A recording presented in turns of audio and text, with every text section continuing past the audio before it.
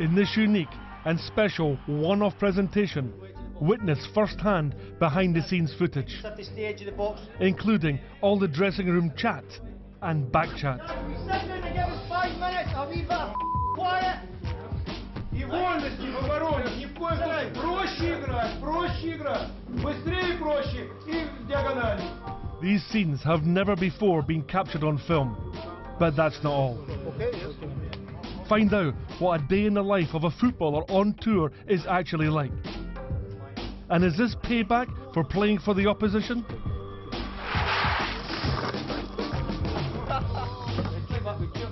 And is it Stevie or Shaggy? Does anyone know? Или Shaggy. Steve. It'll be Shaggy when I got here, it'll be Shaggy when I leave. Начнет портиться, да? And Vladimir Romanov shares his inner thoughts about the club and reveals the depth of his commitment directly to you, the Hearts fans. As long as Lady Luck allows and my health goes on, I'll be here at Hearts. Vlad also invites you all to his very own Fight Club. Come on, baby. Come on.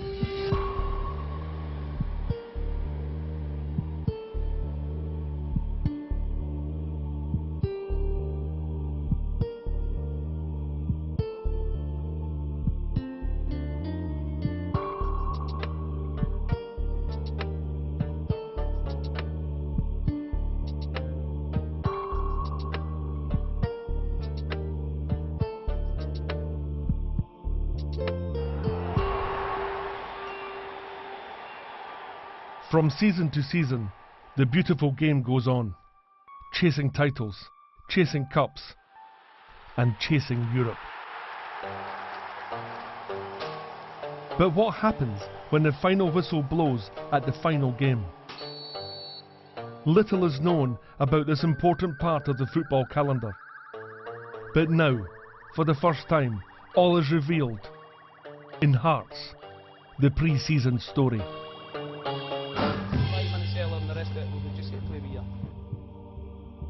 It's Saturday, the 28th of July, just 1 week before the start of the season, and Hearts are up against one of the biggest and greatest teams in the world.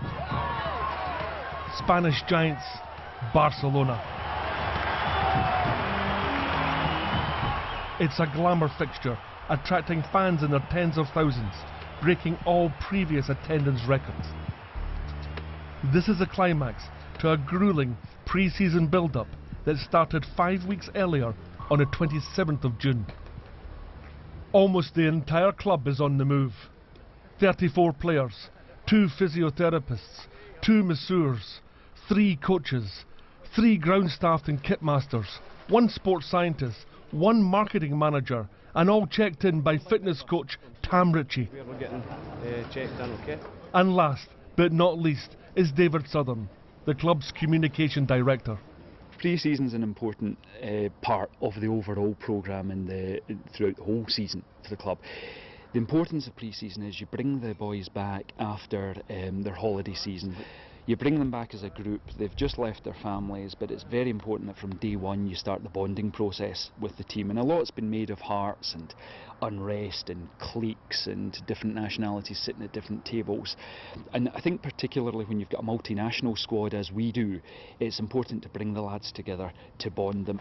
Because if you will laugh with a player, joke with a player, eat with a player, drink with a player, you'll also fight for that player on the pitch, and that's crucial to the development of the club on field.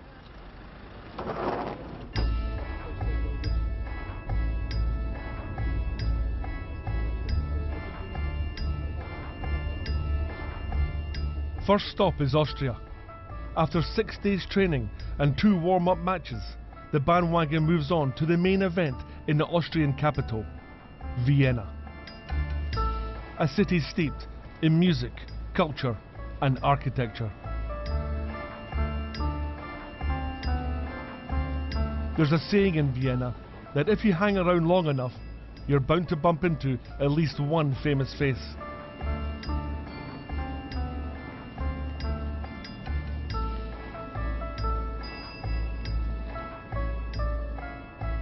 Vladimir Romanov has just flown in to find out how the squad and coaching staff are progressing. and assess for himself just what has to be done for the season ahead.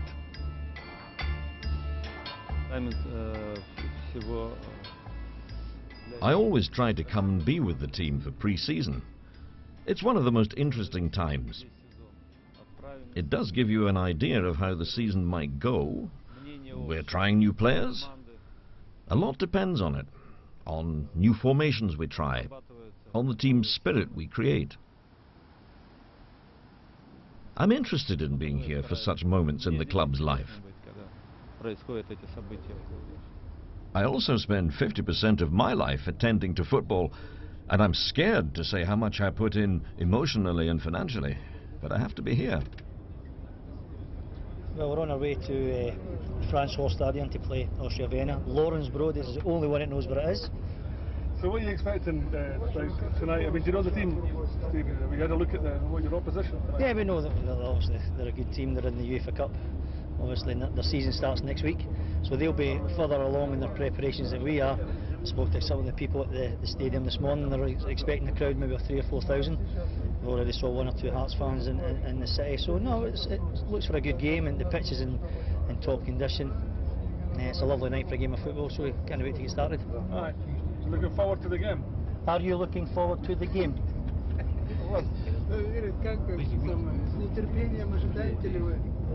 Очередную игру? Yes.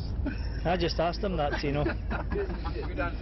Yes, he said yes, he's looking very much forward to the game, and hope that we get. Tell all. And hope we win the game. I speak fluent Russian, but I use Tino just to keep him in a job sort of thing. But my Russian is pretty much just as basic as probably can have. You want to give us an example then? Nah, not for the cameras. You know what I mean? I don't want to lose Tino his job. You know. Steve, good speaking Russian. Yeah. What's that? Good speaking Russian. Yeah. Understand better. He understands better. Yeah. Okay. That was Russian. He said I speak good Russian.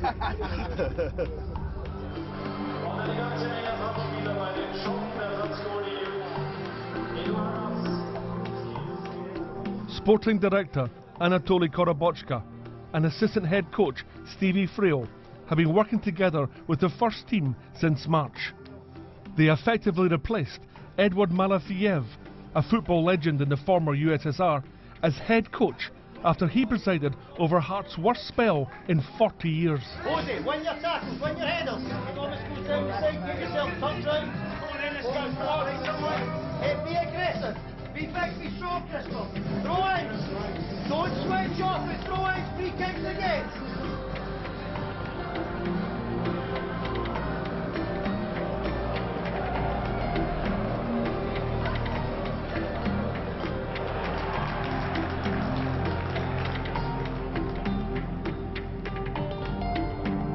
Despite the encouraging scoreline, the tension mounts, and the guidance from the touchline goes up a gear. Майкл! Майкл! Быстрее мяч давай! Дмитрий!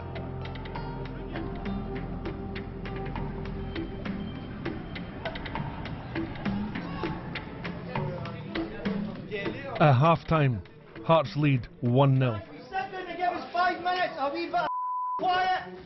It's like Princess Street. Sit down and give us 5 minutes. Jesus. Right? Shush. Sit down. It's not like that during the season, I think, because it's pre-season and they don't need to get the same information. But come like league games and normal games during the season, it's a little bit more calm to try and get your points across at half-time. Вот я такие длинные, о таких длинных передачах говорю. Изменение направления. That's the switch of direction of play that Edward's talking about. 99% of the time he's saying what I'm saying, but it's a different way of him getting it across. Obviously the language thing first and foremost, but just the way he tries to deliver it. But I mean, there's times that he'll speak to the interpreter who will then come to me, but it's things I've seen, but there's things that I've maybe not seen. But most of the time it's pretty much the same idea. I know sometimes it doesn't look that way. И все время до конца, от первой до последней минуты, все время внимательно. Давай, все пошли! Быстрее, все вместе! Все время, муха! Ins Spiel kommen. Wir haben einen Wechsel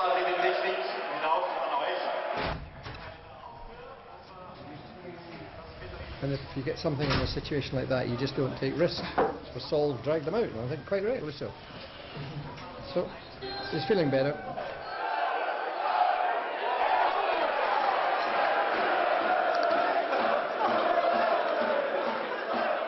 Meanwhile, on the sidelines, Malafiev is red carded for unruly behaviour.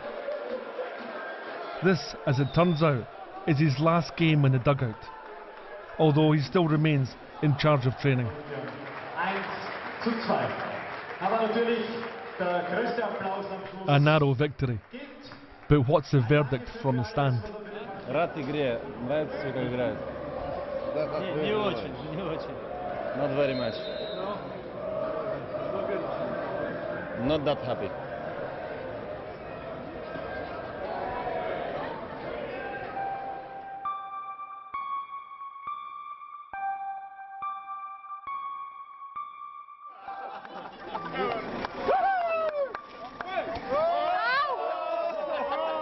It was almost like when you were at high school and there was a fight in the playground, there was a melee of bodies round about, encouraging.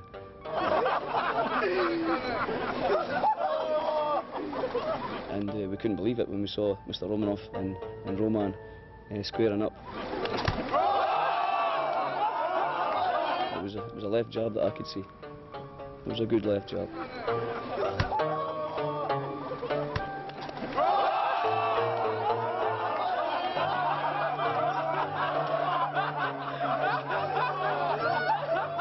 It was fun for everybody. I made team spirit again well, so okay. Он просил меня там. Just after the game, Bednar said okay to a fight, and he put his gloves on and got stripped down. And I looked at him, and I thought, oh no, he's got too many advantages. He's too tall, he's too big, he's got big muscles, and his tummy muscles are too strong. I was going to hit him in the stomach, but because he's so tall, I won't be able to hit him in the head. I then realized that if I could open him up, and so I did, and I managed to hit him on the head twice.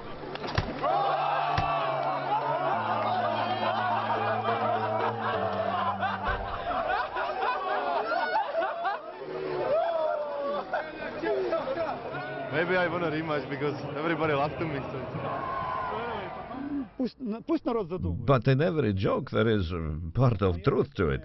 So maybe it was Vladimir giving an indication to the coaching staff in how you should teach and educate footballers. It's not an educational method, fighting, but it can make you think. Come on, baby, come on, come on. Every fan is aware of the club's turbulent history over the last decade, and during this time many staff and coaches have come and gone. But what has it been like from the inside? David Southern joined Hearts just months after Vlad took control. The one word that the fans use more often than we do, I think, is roller coaster. Now, the thing that keeps you going are the rest of your colleagues, the staff at the club, because the staff love the club. And there isn't a member of staff that is working at Hearts that isn't interested in the club. We all are, we all want the best for the club.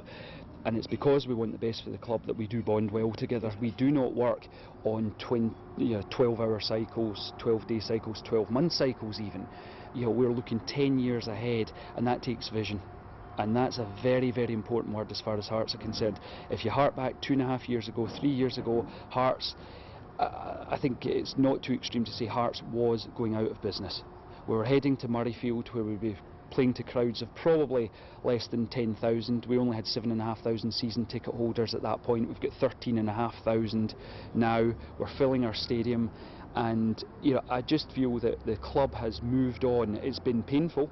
It's been a painful process, but you do not progress as a business without some degree of pain.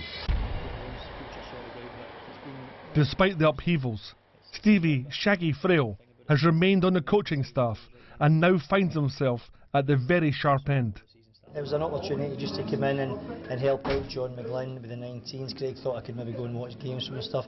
So when John moved on, it meant I was asked to step up and be first team coach. And I must admit, although you can see different things and different inputs in that, it's a position I wouldn't change, and I love every minute of it. Last season showed that Anatoly Korobochka and Stevie Frail did well in a complicated situation. And I'm thinking about keeping them, as they're working well together in tandem. And just for pre-season, to try and help them and strengthen them, I asked Eduard Malofiev to come and work here as well. He's got very good experience, which I think is good for us to try and use.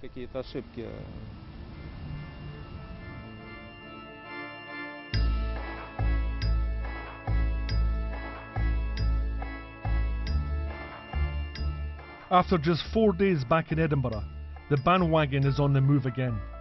This time to the small German town of Meschede, deep in the Ruhr Valley, where they'll be based for 10 days for intensive training and several warm-up matches.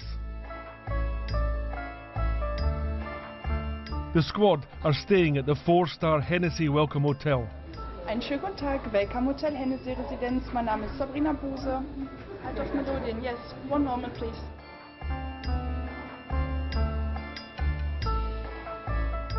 The first task is to set up their own dining and treatment rooms. For players and staff on a grueling training schedule, this becomes the centrepiece of the hotel. And also the place to vent some spleen, without fear of retribution. If Trapattoni was a manager, the players would still moan. Players are like that. That's true, Robbo, though. There's a few good ones, and for an educated man like Andy Murray to come out with, we walked round that big square in a circle. So it sort of says it up, really. It's maybe time to go home. However, the treatment room is also a very serious place, crammed full of medical professionals. Physiotherapist Rob Marshall has been with Hearts for 15 months. Molly's strained his quadricep, which is a pretty common injury once again in pre-season. Quadriceps are very powerful muscles, and very important for footballers. And coming back pre-season after a bit of a rest, they have obviously an adaptation to training, and sometimes doing some of the more dynamic exercise, they can strain. I've worked in back home in New Zealand. I worked with a professional team in New Zealand that's in the Australian A-League, and then I worked at Sheffield Wednesday, and then I've come to Hearts from Sheffield Wednesday. Sheffield Wednesday's a good club, but the role here was a better role, and Hearts, to be fair, we've got better setup, better facilities, and a chance to work with some good other kind of health professionals up here, so it was a good decision.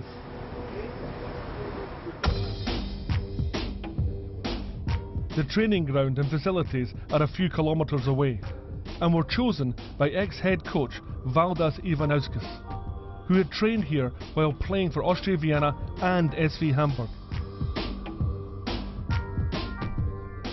Previously assistant head coach with CSK Moscow, new sporting director Anatoly Korobochka has his own special way of assessing the squad. When you observe from the sidelines, you see a lot of things you don't see when you're in the middle of it. And it has been very enlightening in the sense that I have been able to see a lot and to understand how players operate and to understand their mentality and to understand how the coaching staff operate and work.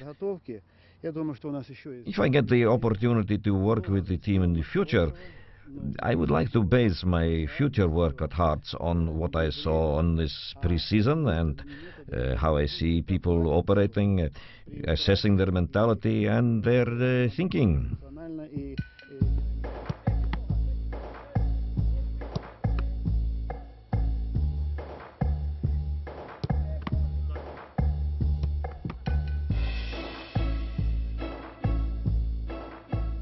As Anatoly ponders the football on the pitch, others are interested in the football off the pitch. It's 9 million apparently from an English club. Is it? I think it's Sunderland. So 9 million. So obviously I'm going to focus my interest on Craig for a wee bit. And if it does become true, well, it's going to be one of the highest transfer fees in Scotland. I've got other players to do as well, but Craig's quite topical just now, as you can imagine. In many ways it's a compliment to Hearts that a player such as Craig will attract such a value, but Craig's still training with the team. We've not seen him departing in the middle of the night with his suitcases packed, so he's still here, he's training this morning, and as I say, until there's no deal's done until the ink's dry in the paper, so we'll continue as normal. Despite any distractions off the pitch, the squad knuckles down to the 2 training sessions a day, and always at the centre of the action is fitness supremo Tam Ritchie. My view is that hard work never killed anyone, and regardless what type of training you're training at that specific time, you're going to improve. In his hands. As an experienced teacher and coach, Tam has been pushing the players to the limit for the last 5 years. 5 over yellow mark. Is it a love-hate relationship to have with him? No, they just hate him. Basically, they just hate him, and you can see why. But he jumps about like Zebedee, and he's always got a smile on his face. I'm the voice. I'm the one who gets to shout at them, and I'm the enemy, fortunately. The things that he does, he changes it every day. It's varied.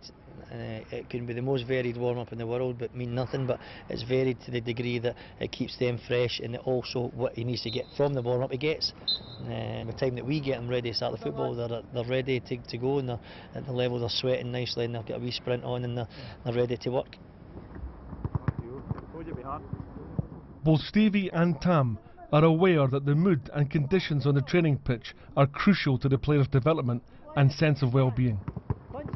And one of Stevie's many skills is creating a strong team spirit and congenial atmosphere.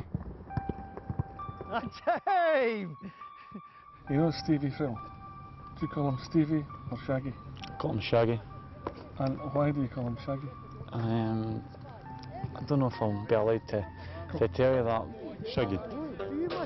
I call him Shaggy, yeah. Even though I don't know why. No. I'll get to the bottom of it one day. Steven или Shaggy? Steve. I call him Shaggy. Шеги я его не называю, потому что это я с ним не играл, это для меня он Стив. I actually don't know why he's called Shaggy. I've never found that out. I don't know why. Maybe in the past, yeah, something with Shaggy. I don't know. When he played for Hearts originally, he had quite sort of curly, moppy hair. I have not got a Scooby. Because of Scooby too. I was a young lad at Dundee, and I came in one night for a reserve game, and one of the senior pros saying, "I seen you on the television." I thought, God, I've not even played any reserve games yet, I'm on the telly, but he was talking about the cartoon, obviously, so it came from then, it stuck that night, and it's stuck ever since, and I seem to be known as that now, so.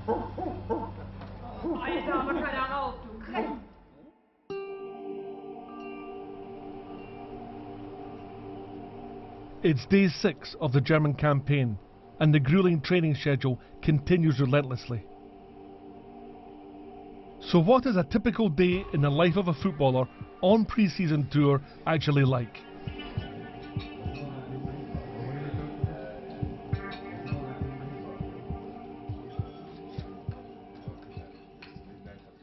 It can be draining at times, it's difficult to be like, that sort of mentally intense for say 10, 11, 12 days. So it is difficult, yeah, but it's not as if it's unbearable.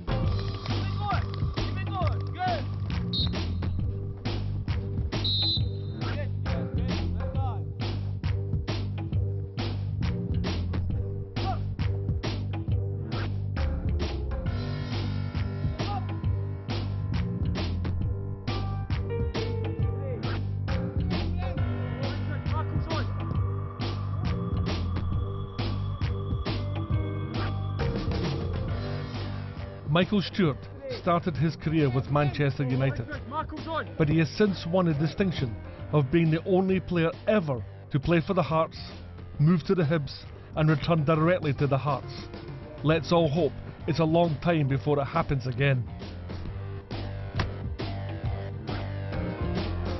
The morning's training session is followed up with a relaxing but necessary visit to one of the club's regular masseurs, Alan Robson.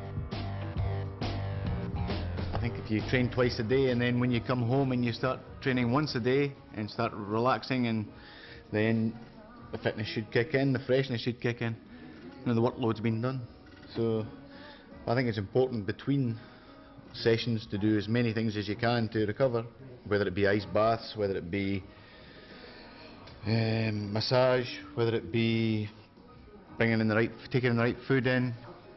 It's all very important. It's all very important to just to treat the body like a prize motor car. or a prize racehorse. Favourite quote? You know what I'm thinking of. Well, I don't know about a favourite, but there's definitely one that sticks out. No, I don't think you can read it out. It's too vulgar. But it definitely sticks out when you look over at the board. There's large black. Somebody's pressed hard. Yeah. And there's a few underlined words. I think that's the one that sort of sticks in the mind. Following a light lunch, most of the players relax or sleep for an hour or two in their hotel rooms. But for Michael, it's his turn for the daily media press conference. Part of the daily role here pre-season for the Media and Communications Department is to make sure we have as much access as possible to the players, and that way the fans can find out firsthand. I mean, obviously the fans aren't here in Germany or Austria, but they can find out through the media, and that's important to us to communicate the message that the fans are saying. So how do you decide who gets put up to... We operate a rota system, but obviously at certain points certain people will be of more interest. The whole team, you know, collectively, the calibre of the players, I wouldn't say there's any one specific person, you know. You know, they're a massive team. Good football club, as I just said. As Michael gives his interview to the Sunday Mail, his teammate Christoph Berra is grilled by the Sun, the Edinburgh Evening News and the Daily Record. Out and playing well and improving and impressing. Hopefully my time will come to still chucking it down back home. But that's not the end of it. Lawrence Brodie, the Hearts marketing manager, is lining up Michael for another Q&A session. Well, you know, obviously there's been a great turnover of players since I was, you know, I was last year, and a lot of different nationalities and different characters. So you know, it's been good to meet all the new boys, and it's been enjoyable. And as I said, the fact that we've been away from home, it enables you to sort of get to know them quicker than it would be if you were back home.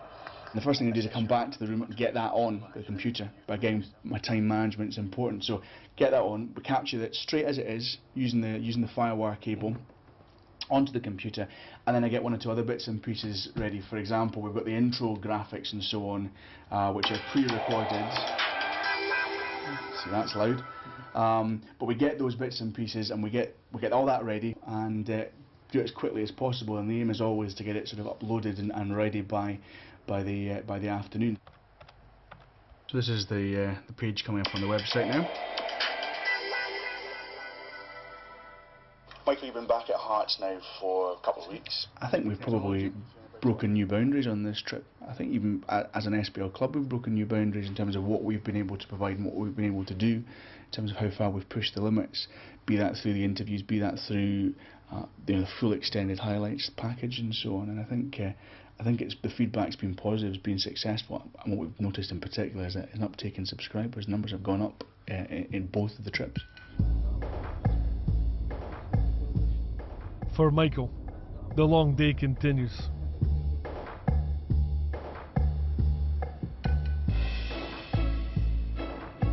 The second training session of the day begins at 4:30. It's no secret that the fitness coaches prefer this session as the players are getting too tired to moan and complain.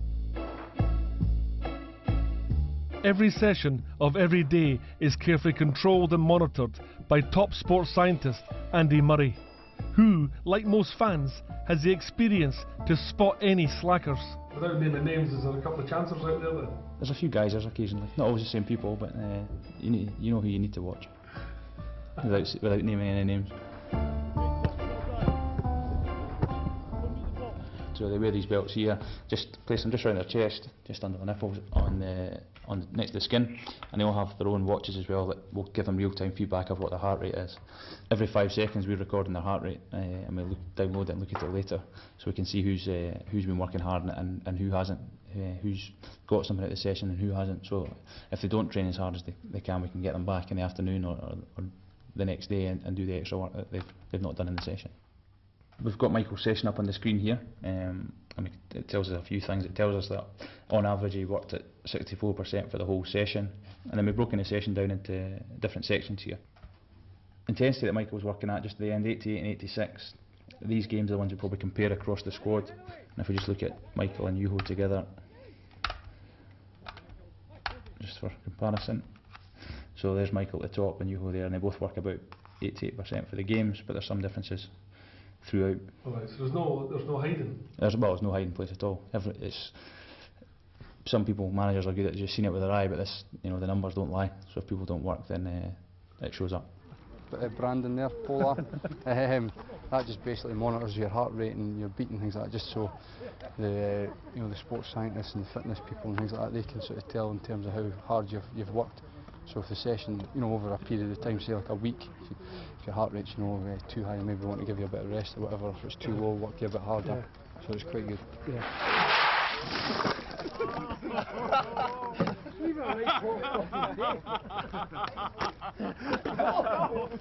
Aye, sorry Michael, you were saying?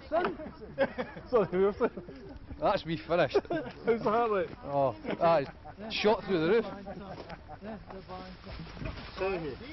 Children. Yeah, very childish. I bet it was you that started it. I wouldn't do that.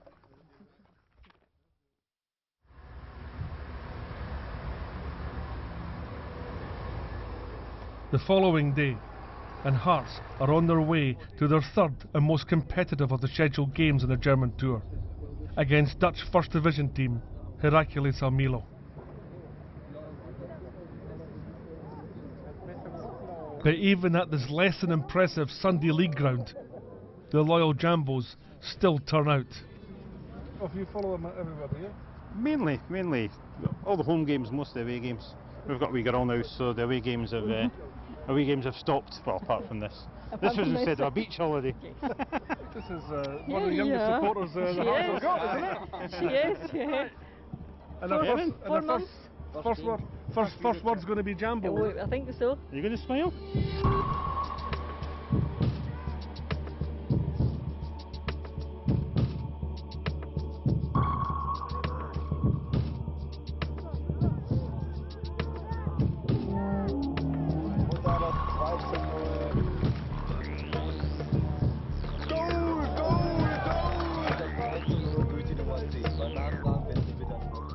It's a first for Stevie Frail, as he's forced to deliver his half-time team talk in an alfresco dressing room. Back to front, right? Because when we get into Michael, we get into Egan, we go to the other side. Every time he goes into Michael, especially, he's looking to go diagonal, right? Which is great. But there is times, I'm telling you, at the back, see if you just do it early, Andres will catch them out. You're in a couple of times that they're very square, and you'll catch them.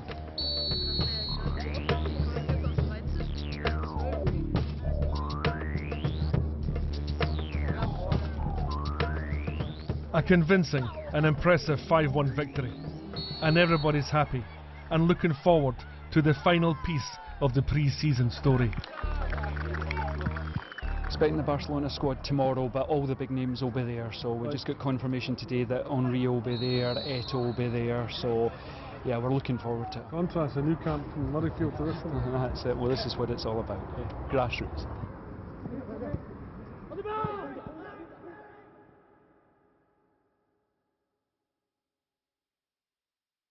And that gives us more of that. The bandwagon is back in Edinburgh, where signs of the grassroots of the new Tynecastle Stadium are just emerging. Pedro Lopez, the Deputy CEO, is in charge of the stadium redevelopment. It's been a long process till now, and with the council taking proper decisions in March, club making great efforts to finalise the design of the stand and there is the opportunity to submit. We were targeting now the 31st of September to submit the application, and from there we'll be expecting the application to be, the warrant to be given to the club in some 5 months, so we can start building at the beginning of the new season. I grew up here.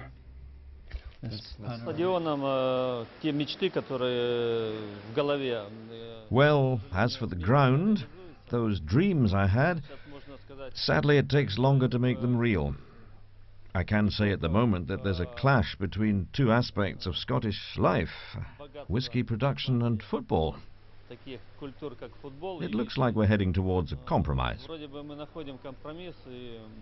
We're preparing our submission to the City Council, and it'll be up to them to say yes or no to our plans. After they see it, we'll know which concept we're allowed to work with. It's either going to be one stand to redevelop or else the entire ground. At the moment, it depends on both the city authorities and the whisky company next door. So what will the actual capacity of the new main stand be when it's developed?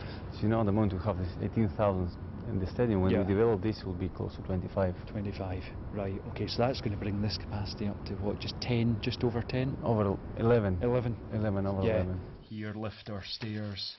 If approved, this multi-million-pound investment will bring a stadium with a minimum capacity of just under 25,000, have new corporate and hospitality suites, improved facilities for fans, and a restaurant with a view of the castle. On another horizon is another revolution. Karina Goldberg, based at Tynecastle, is in charge of the launch of Hearts' own clothing brand, the R Revolution, a first for any Scottish club. R Revolution is a dedicated brand concept. So basically, it's a fashion brand, as you know, that has been fully designed, produced, and made in Italy. This is the ladies' t-shirt, but it features in the whole view the oldest ever crest, Hearts crest, that has been designed in, made in the late 19th century. That's one of the other items. All that is this historical value that is being portrayed on the items, giving them more than just the merchandising approach, but making them proper luxury slash fashion slash historical value products. Karina is on her way to a catwalk rehearsal in preparation for the real launch of the R Revolution in a few days' time. And just having that, because that, you know, even if like you get like that one's what size that? That's like. That's a medium, I think. When the rehearsal ends, the real show begins. And two of these wannabe celebrities will be signed up as the faces of the R Revolution. But the real celebrities are the players themselves. Ruben Palazuelos has been on trial for several weeks, but today he's signing for the Hearts.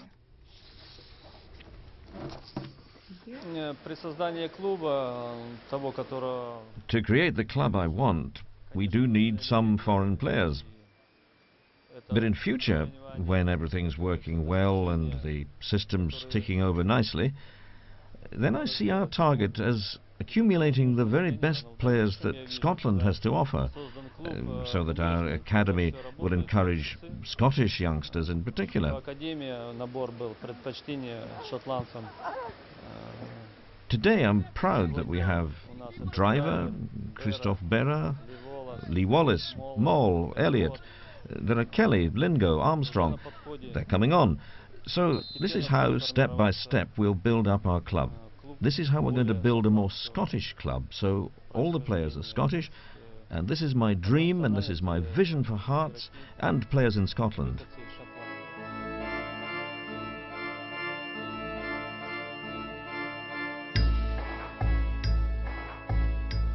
It's the day before the Barcelona match, and as rumours circulate about a possible record-breaking attendance, the meticulous preparations continue.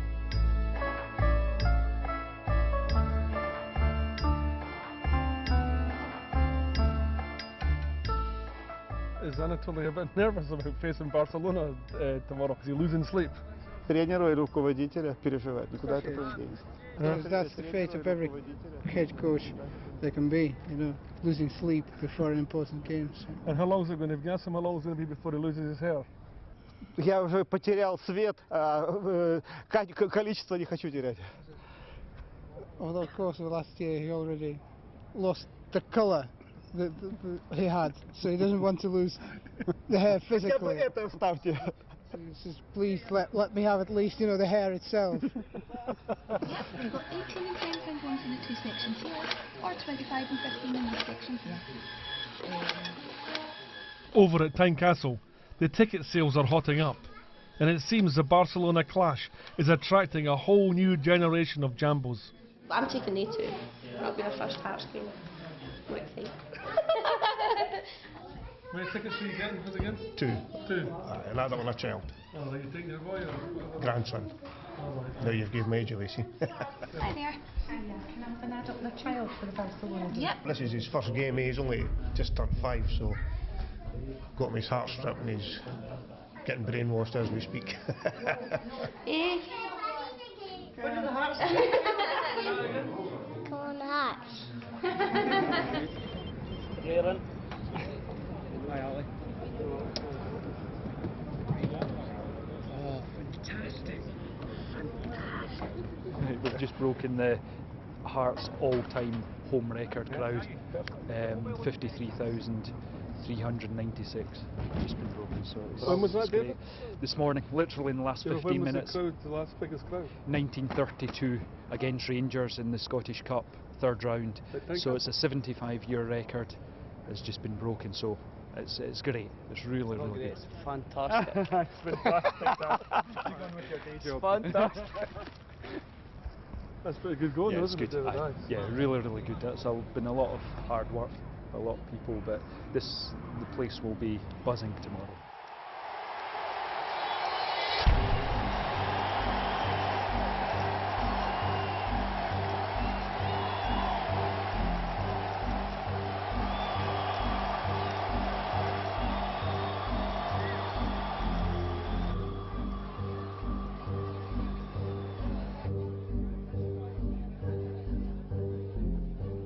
Meanwhile, in the Barcelona dressing room,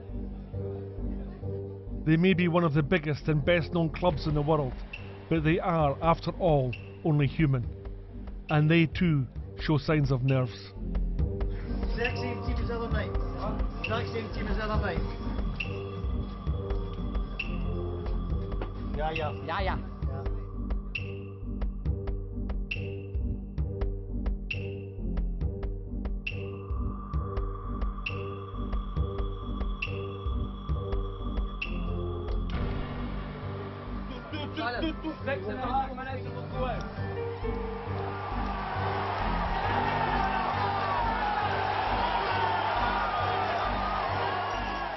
All real fans have their favourite team lineup, but for this match, it could have been very different. All the players want to participate, all the players want to play, all the players who were feeling unwell and injured have suddenly recovered.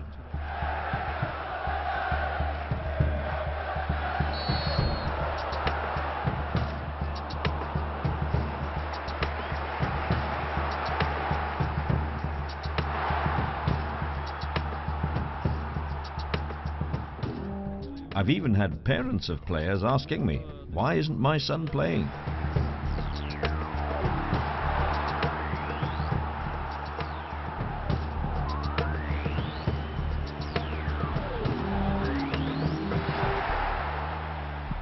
The head coach will have all his players at the pitch on the day, and I asked him if he would let me out for a game.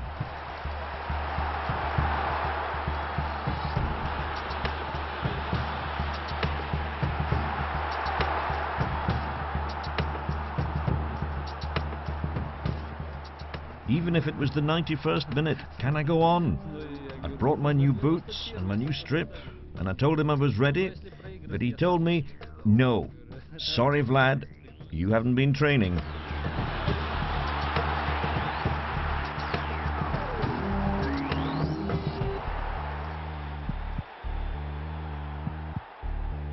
Barcelona win 3-1. For the crowd, making their way back into the city, their big day is over, and the conversations turn to the next match. But for the Hearts staff, the work continues. the new faces of the Hearts Our Revolution brand have been chosen. And David Prime. And over the coming seasons, the fans will be able to spot their faces in unexpected places. Just a mile away, it's time for the obligatory post-match interview. And tonight, it's an opportunity for Lawrence to interview a well-known football enthusiast. Hi, Lawrence. Hello. Hello. How are you? Fine. То есть концепцию приступить к строительству. Я думаю, следующий год приступим к The Hearts World website is an opportunity to connect directly with the real fans, avoiding any distortions. The fans understand everything, and the fans know good football. But the way it's reported, and the media needs to earn their money, of course, and basically they create a show business instead of reporting the real football. I understand the media, but my real truth lies with the fans. I want to be with the fans and provide them with good football, and I'll keep doing this as long as God allows me. Больше не перепрыгнешь.